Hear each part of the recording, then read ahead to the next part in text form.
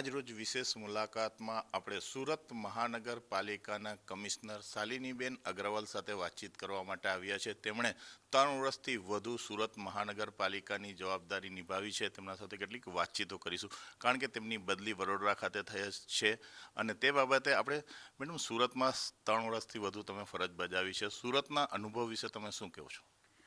મને લાગે છે કે હું દરેક વખતે કહું છું કે સુરત ભારતનું જ નહીં પણ વિશ્વનું એક ખૂબ વિકસિત શહેર તરીકે આગળ વધી રહ્યું છે. સુરતમાં અપાર સંભાવનાઓ છે.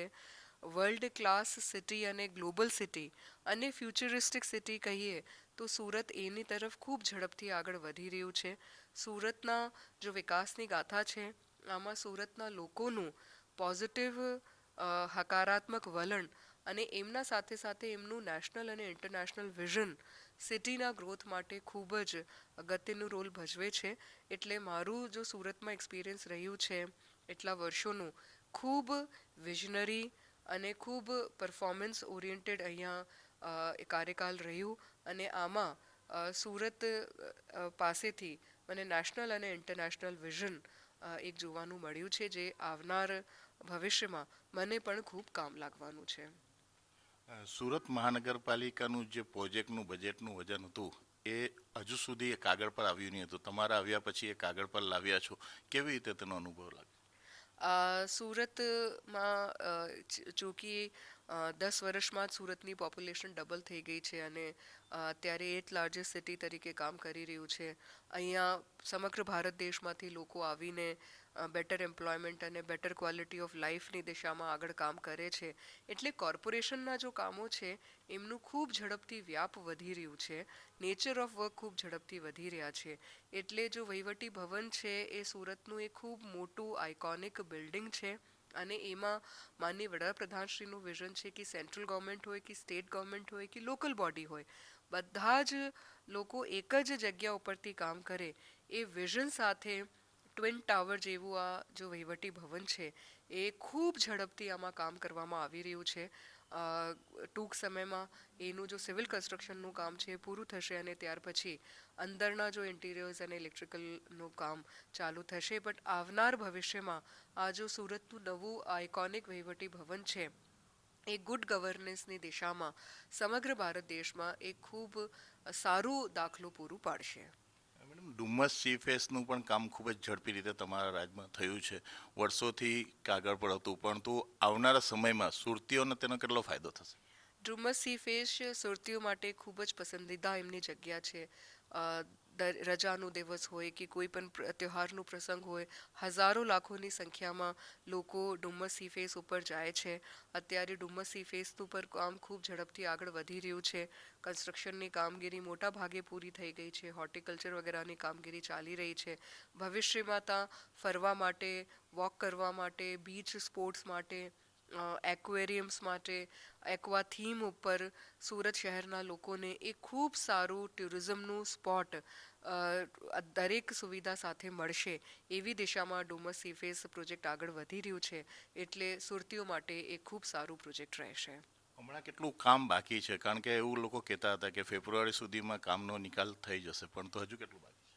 અત્યારે જેવી રીતે કામ ચાલી રહ્યું છે, આવનાર 1 થી 2 માસમાં આ કામ પૂરું થવું જોઈએ. એટલે ફેઝ 1નું કામ જો છે સુરતના લોકો માટે ખુલ્લું મૂકી શકાય એવી રીતનું કામ ચાલી રહ્યું છે. સુરતનો સૌ પ્રથમ ઇકોનોમિક પ્લાન કેવી રીતે સાકાર થયો છે?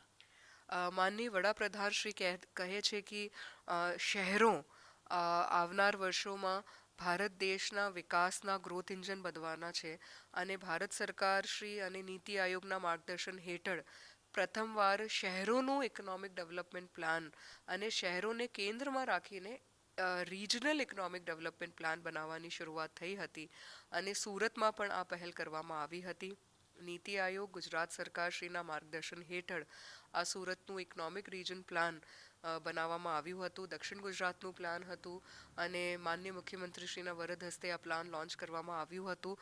પણ જેટલું ઝડપથી આ પ્લાન બનાવવામાં આવ્યું છે એટલું જ ઝડપથી આ પ્લાન ઇમ્પ્લિમેન્ટ કરવા માટે પણ ગુજરાત સરકાર પ્રયત્નશીલ છે. એટલે 2047ના પરિપ્રેક્ષ્યમાં, વિકસિત ભારત 2047ના પરિપ્રેક્ષ્યમાં સુરત ઇકોનોમિક રિજનલ પ્લાન ખૂબ આગળથી વધશે અને એમના કારણે અર્ન વેલ અને લિવ વેલના કોન્સેપ્ટ ઉપર સુરત ઇકોનોમિક રિજન પ્લાન સમગ્ર ભારત દેશને આવનાર વર્ષોમાં એક પ્રેરણા પૂરું પાડશે એવું મારું મંતવ્ય છે. સુરત મહાનગરપાલિકાના કમિશનર શાલિનીબેન અગ્રવાલ સાથે આપણે વાતચીત કરી રહ્યા છે. તેમણે 3 વર્ષ ને 4 મહિના સુધી સુરત મહાનગરપાલિકામાં ફરજ બજાવી છે. મેડમ, ઘણા એવા પ્રોજેક્ટ છે, તમે જઈ રહ્યા છો, તમને યાદ હશે કે ભાઈ આ પ્રોજેક્ટ હું સુરતમાં હોતી તો હું સાકાર કરીને થશે, પરંતુ એવા કયા પ્રોજેક્ટ છે તે અધૂરા રહ્યા છે તમારા રાજમાં? તાપી બેરાજનું કામ અત્યારે ચાલુ થઈ ગયું છે, પણ હવે ઝડપથી ડિઝાઇન અપ્રુવલ પછી ખૂબ ઝડપથી આગળ વધશે. સાથે સાથ આપણે પાવરની દિશામાં, એનર્જીની દિશામાં અત્યારે સામાન્ય સભાએ ખૂબ સરસ પ્રોજેક્ટ અપ્રૂવ કર્યું છે, જેમાં 2030 સુધીમાં સુરત સમગ્ર ભારત દેશમાં પ્રથમ મહાનગરપાલિકા બની શકે જ્યાં 100% રિન્યુએબલ એનર્જીથી પાવરનું કન્ઝપ્શન થાય. એમનું પ્લાન ઓલરેડી મંજૂર થયું છે. હવે ઇમ્પ્લિમેન્ટેશન માટે આમાં આગળ કામ કરવાની જરૂરિયાત પડશે. સિટી બસીસમાં બીઆરટીએસમાં 100% ઇલેક્ટ્રિક બસીસનું કોરિડોર આવી ગયું, પણ હવે સિટી બસીસમાં જો બાકી રહી છે એમને 100% ઇલેક્ટ્રિક બસીસ ઉપર આવવાનું બાકી છે, જે કરવામાં આવી રહ્યું છે. ગ્રીન વ્હીકલ પોલિસી લોન્ચ કરી છે, પણ હવે ગ્રીન હાઇડ્રોજન સાથે એ આગળ વધે એ એવા ઇનિશિયેટિવ્સ છે જે ઓલરેડી એક્શન પ્લાન રેડી છે. આવનાર વર્ષોમાં ઇમ્પ્લિમેન્ટેશન થશે તો સુરત આ બધા જ ક્ષેત્રોમાં સમગ્ર ભારતમાં જ નહીં પણ વિશ્વમાં એક ખૂબ રોલ મોડલ જેવું ઉદાહરણ પૂરું પાડશે. મેડમ, દરેક આઈએસ અને આઈપીએસ અધિકારીઓ જ્યારે બદલી થાય, નવી જગ્યા પર જાય તો એક કર્મચારી ઉપર હાક દાગ હોય. જેવી રીતે શાલિની મેડમ અગ્રવાલ મેડમ જો 3 વર્ષ પહેલા સુરત આવ્યા હતા મ્યુનિસિપલ કમિશનર બનીને, ત્યારે અધિકારીઓમાં એક હાક દાગ હતી કે મેડમને કોઈ કમ્પ્લેન જશે તો આમ થઈ જશે, આમ થશે. એના પાછળનું શું કારણ? એક અધિકારીઓને વહીવટમાં પકડ માટે કે એક આપણા વહીવટી લોકોના કામ કરવા માટે? મને લાગે છે કે જો વહીવટી તંત્ર હોય છે એમનું એક જ મેન્ડેટ છે જાહેર હિતના કામ કરવાના, અને જાહેર હિતના કામ કરવા માટે જે પણ કરવું પડે એ નીતિ નિયમોની મર્યાદામાં રહીને, સરકારશ્રીના નિયમોની મર્યાદામાં રહીને કરવાનું થાય છે. મારું જો સંપૂર્ણ ધ્યેય રહ્યું છે અહીંયા, અને જો કામ કરવાનું એક જો મારી કાર્યશૈલી હતી આમાં એ જ હતું કે બજેટના કામો, વિકાસના કામો ઝડપથી એ ગ્રાઉન્ડ ઉપર ઉતરે, ક્વોલિટીયુક્ત કામ થાય, ઝડપથી લોકોના કામો પૂરા થાય અને લોકોને કોઈ પણ પ્રકારની અગવડ ના પડે, જાહેર હિતના કામો થાય, એ મારું એક જ ઉદ્દેશ હતું. હવે એમના માટે નોલેજ, સ્કિલ એ પણ જરૂરી છે, કેમ કે કામ આવડવું જોઈએ અને સાથે સાથે એ કામ ટીમ પાસેથી કરાવવા માટે પણ ટીમ બનાવીને પછી લોકોને રિકગ્નિશન આપીને, એપ્રિસિએશન આપીને, જ્યાં ના કામ કરે ત્યાં થોડું કડક થઈને પણ કામ કરાવવું પડે. આ બધા પરિબળોથી કામ કરાવવું પડે. પણ સુરતમાં જો કોર્પોરેશનની ટીમ છે, ખૂબ આઉટસ્ટેન્ડિંગ ટીમ છે, ખૂબ સારું પ્રોફેશનલી રીતે એ લોકોએ કામ કર્યું છે, અને સુરતની ઇલેક્ટેડ વિંગ હોય કે એડમિનિસ્ટ્રેટિવ વિંગ હોય, પોલિટિકલ વિંગ હોય, બધા જ લોકોએ સુરતના વિકાસ માટે ખૂબ એમને કામ કર્યું છે. અને માનનીય વડાપ્રધાનશ્રી ના માર્ગદર્શન હેઠળ, ગુજરાત સરકારશ્રી, ભારત સરકારશ્રીના માર્ગદર્શન હેઠળ સુરતમાં અમે ખૂબ બધા સાથે મળીને નેશનલ લેવલના, ઇન્ટરનેશનલ લેવલના પ્રોજેક્ટ્સ કરી શક્યા. એમના માટે સુરત શહેરના લોકોએ અમને ખૂબ સાથ સહકાર આપ્યું છે, એટલે સુરત શહેરના લોકોને હું ખૂબ ખૂબ હાર્દિક એમનો આભાર માનું છું કે એમના પોઝિટિવ વલણના કારણે અમે ઘણા બધા ઇનિશિયેટિવ સુરત શહેરમાં લઈ શક્યા. મેડમ, ઘણા મેડલો સુરત શહેરે જીત્યા છે આપના નેજા હેઠળ અને મેયરશ્રીના નેજા હેઠળ. તો શું લાગી રહ્યું છે, હજુ સુરતને કયું ડેવલપમેન્ટ બાકી રહ્યું છે, અને તમે જઈ રહ્યા છો સુરતીલાલોને શું મેસેજ આપવા માંગો છો?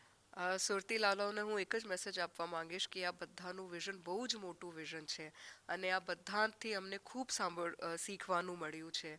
વિકાસમાં તંત્રના સાથે રહીને કામ કરવાનું એ સુરતની ધરતી ઉપર છે, અને એટલા માટે જ સુરતમાં કોઈ પણ વિશ્વમાંથી લોકો આવે કે ભારતમાંથી લોકો આવે ભણી જાય છે અને એમનું આગળ પ્રગતિ થાય છે.